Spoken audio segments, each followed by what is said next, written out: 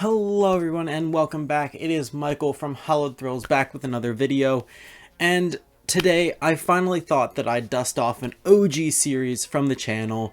That is absolutely right. Horrifying History of HHN Icons is back for another episode. It has been a long time since we've done one of these. Our last one, I believe, was of Dr. Kane. Now today's icon has to do a little bit with the last speculation map that I covered last week, as this icon has a lot to do with the origin of the legendary truth. On today's episode, the HH icon we will be covering is Bloody Mary. Now, before we dive into the backstory of Bloody Mary, please make sure that you are subscribed and have the bell notification turned on to get notified whenever I post a video. And also, while you're at it, go down in the description and check out my Instagram and my Twitter to keep up to date on anything that I don't get to a video on right away. But now, let's look into the mirror to try to understand what made Bloody Mary an HHN icon. Dr. Mary Agana AKA Bloody Mary served as the event icon for HHN 18. Now, this year was labeled Reflections of Fear. Her backstory for the event was co-developed by Michael Aiello and J. Michael Rohde as a tale of a psychiatrist who was drove insane. But now, the character of Bloody Mary, you might be asking yourself, is already existing in the lore of in folklore and everything. So you might be like, why is this an original icon? Now, yes, like I said, this has been developed before, but this is an original take on the Bloody Mary character, as they have used the developed look and idea of Bloody Mary, but gave their own backstory for her. And this original idea had made her the very first, and as of right now only, original/licensed hybrid HHN icon. The introduction to Mary's story for the 2008 event was debuted on the Halloween Horror Nights website, where visitors entered the office of Dr. Mary Agana and began reading her journal entries regarding patients she had been working with. Though she was an established psychiatrist, her practices that she had developed were rejected by the National Association of Mental Health.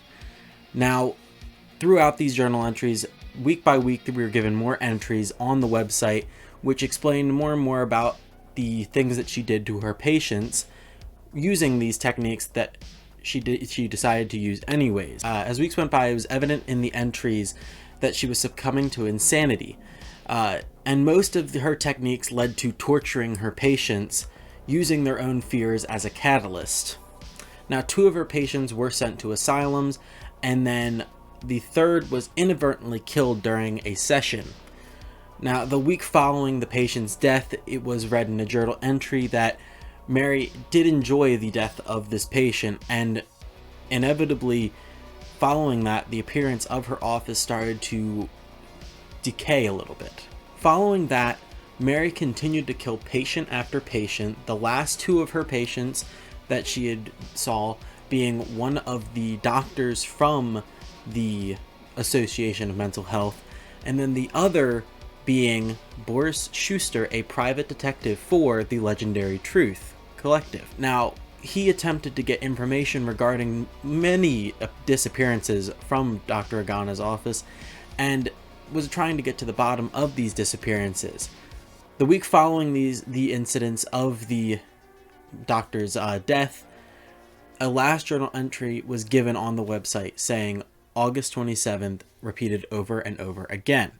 And on that date, the website updated once again and changed, revealing that Dr. Agana's office had aged 50 years in the future to the present date in 2008, where it was seen that the mirror was shattered and Bloody Mary had been released, and that Dr. Agana had finished her transformation to be Bloody Mary. Now that we had covered her backstory briefly on how she relates to the 2008 event, let's go a little bit of a deeper dive into more of her backstory, as back in 2008, Dr. Agana's grandmother, who was a school teacher in the town of Cary, Ohio, was murdered supposedly by the school's handyman and a handful of students. But on the night of her murder, it was found by the school's master that the handyman was found dead on where in the schoolhouse, surrounded by different shards of glass, and Dr. Agana's grandmother was nowhere to be found. Now, following this, a few years later down the line, Dr. Agana's mother was eventually died and left a bunch of family heirlooms to Dr. Agana.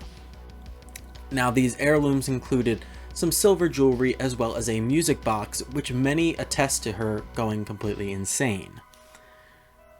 Following the events of 1958, Mary received the letter stating that her immersive fear technique of psychiatry was rejected by the National Association of Mental Health.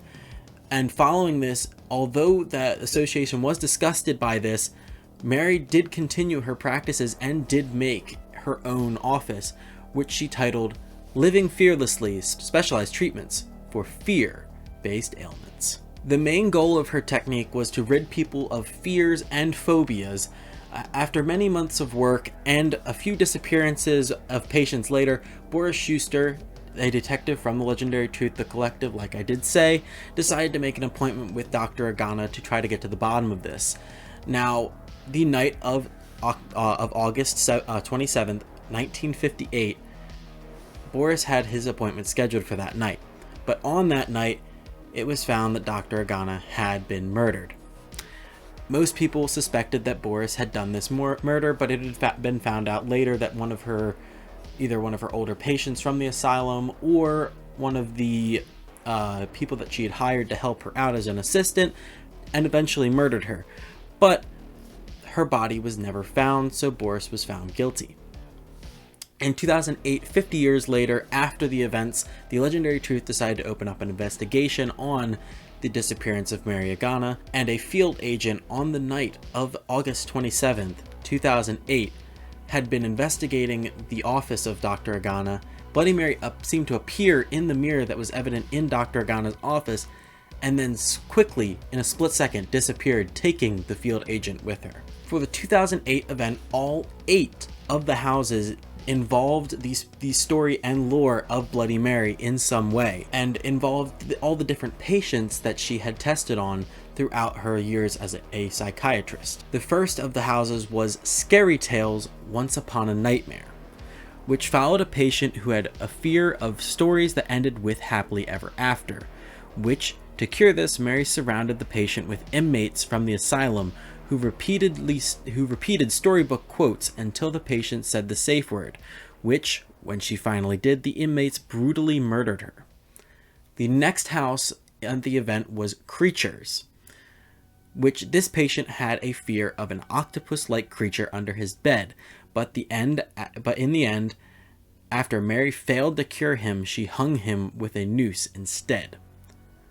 The next house on the lineup was Interstellar Terror, where this patient suffered from a fear of symbols which he had visions of in his dreams. To cure him, Mary showed him pictures of these symbols, which caused him to go insane, eventually stabbing himself to death with a pen. House 4 at the event was Dead Exposure. This one is the prequel to the house that we got a few years ago. But this patient had a fear of seeing scary images in the pictures that he had taken. His cure for this was Mary decided to put him in a glass box surrounded by the many various pictures where he had seen scary images within them, and his options were either to face his fears or suffocate. And of course, he later suffocated in said box. Number 5 is The Hallows. Now, this house revolved around a patient whose fear was of myths, specifically the Headless Horseman, and Dr. Agana's cure for this was to give her a real severed head, which in the end made the patient go extremely into hysteric, which eventually made her be submitted into an insane asylum. The next house was Doomsday, which this patient's fear was of disease and fire, so of course Dr. Agana's cure for this was to try to decontaminate the patient via putting them behind a jet engine surrounded by mirrors. And of course, the outcome of this was that the mirrors shattered, impaling the patient, which then in the end ended up having the patient be incinerated by the jet engine. Now, House 7 was body collectors' collections of the past, which this patient was afraid of dead bodies and surgery.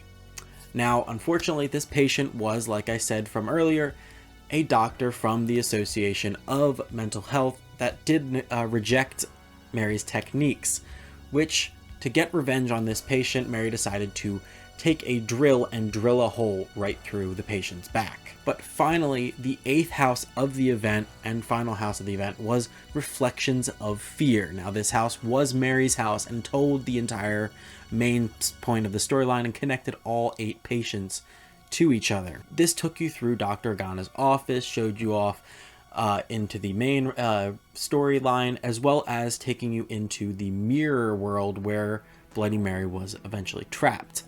And it ended in the house with showing the eventual fate of Dr. Agana.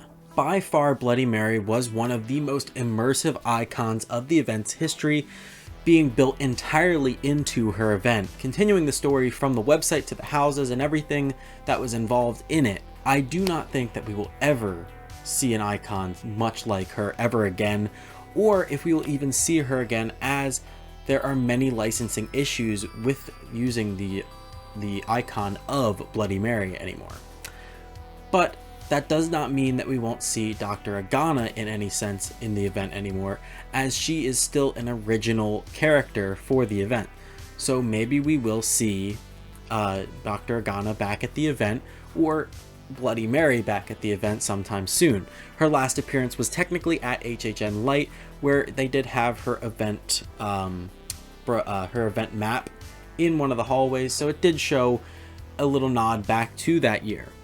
But who knows, maybe we will see Dr. Agana again in the future. But until then, if you enjoyed this video, please make sure that you drop a like and also comment if you had gone to HHN 18. Did you see Bloody Mary, and what was your experience? I would really like to know, to get some feedback on that event. But as always, I'm Michael, this has been Hollow Thrills, and I'll see you guys next time.